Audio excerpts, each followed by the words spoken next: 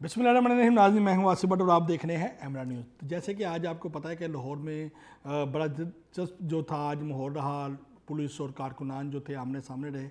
इस हवाले से हम आपसे काफ़ी खबरें जो हैं वो शेयर करेंगे।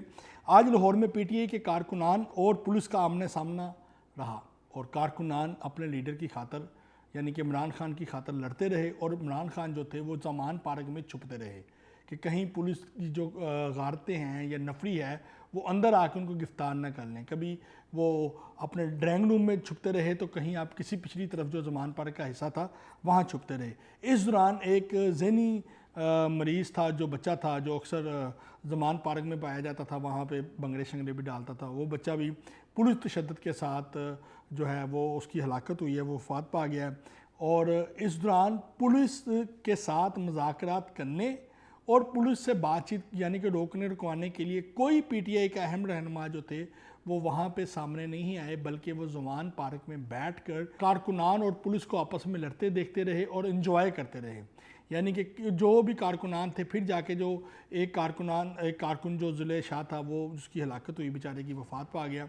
हॉस्पिटल में मोहम्मद रशीद साहब गए और वहाँ पे हमने एक वीडियो देखी कि जिसमें जो थी यास्मीन राशिद, वो दो लेडीज़ कारकुनान को जो है हॉस्पिटल में लेके गई हैं।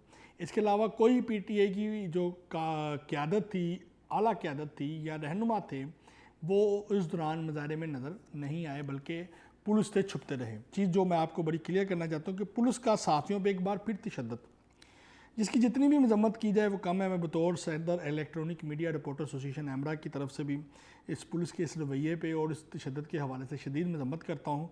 पुलिस का हर दौर में सहाफ़ियों के ऊपर ही तशद्दुद क्यों होता है? क्योंकि सहाफ़ी तो बेचारे अपनी जो सहाफ़ती ज़िम्मेदारी है उसके फ़राइज़ सर अंजाम दे रहे होते हैं, चाहे वो नून लीग की कवरेज हो, चाहे वो पीटीआई की कवरेज हो, चाहे वो पुलिस की कवरेज हो, चाहे वो औरत मार्च हो। सहाफ़ी अपनी जो सहाफ़ती ज़िम्मेदारी है वो अदा कर रहा होता है, लेकिन पुलिस जो है लगता है कि पूरे साल की जो अपनी गुस्सा होता है, गर्ज जो होता है, वो उस दौरान मुजाहरे के दौरान सहाफ़ियों के ऊपर उतारते हैं। बड़े सीनियर मोस्ट जर्नलिस्ट जो थे उनको ज़ख्मी किया गया, कैमरा मैनों को ज़ख्मी किया गया, रिपोर्टर जो थे बेचारे ड्यूटी कर रहे थे, ख़वातीन रिपोर्टर्स को तशद्दुद का निशाना बनाया गया। तो ये एक काबिल मजम्मत फ़ेल है जिसकी हम जितनी भी मजम्मत करें कम है, और जो इसमें मुलव्वस पुलिस अफसरान हैं उनके ख़िलाफ़ सख्त से सख्त कार्रवाई होनी चाहिए। अदरवाइज़ हम एमरा की जो बॉडी है वो पूरे पाकिस्तान में इस हवाले से एहतजाज करेगी। पाकिस्तान में बड़ी गिरफ्तारियों का इशारा मिल गया, जिसका पहला रिज़ल्ट लाहौर जमान पार्क में जो आपने देख भी लिया होगा कि पुलिस किस तरीके से जो पीटीआई के कारकुनान हैं उनके ऊपर पड़ी है और किस तरीके से उनकी दुर्गत बनाई गई। और इस हवाले से जो मुल्की हालात हैं उसमें एक चीज़ बड़ी वाज़ेह हो गई है कि पाकिस्तान में बड़े लेवल के ऊपर गिरफ्तारियों के इम्कान जो हैं वो बढ़ गए हैं और इशारा भी मिल चुका हुआ है। इन गिरफ्तारियों में साबका फ़ौजी अफसरान और कुछ ऐसे भी अफसरान शामिल हैं जो मुख्तलिफ़ इदारों से तल्लुक़ रखते थे, ब्यूरोक्रेट भी हैं और सियासतदान भी हैं। और 10-15 दिन जो हैं वो बड़े अहम हैं इस हवाले से, और गिरफ्तारियों के हवाले से पाकिस्तान की सियासती जो सूरत हाल है वो भी तब्दील होने का इम्कान है। औरत मार्च का जो मुजाहरा था वो ज़मान पार्क की जंग में गुम हो गया है।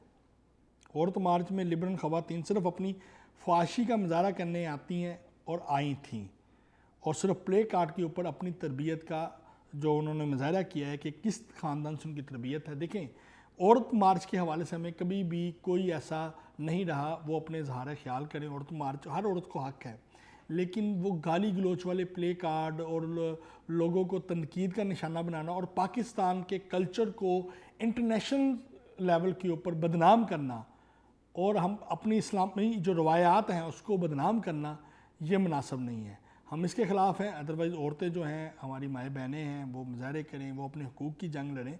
मीडिया भी उनके साथ होता है, हम लोग भी उनके साथ होते हैं, लेकिन जब वो अपनी रेड लाइन क्रॉस करती हैं उसके हम हक़ में नहीं हैं। तो इसके साथ ही नाज़रीन अपने मेज़बान मोहम्मद आसिफ भट्ट को इजाज़त दें और हमारे टीवी चैनल को सब्सक्राइब करना ना भूलें। पाकिस्तान जिंदाबाद।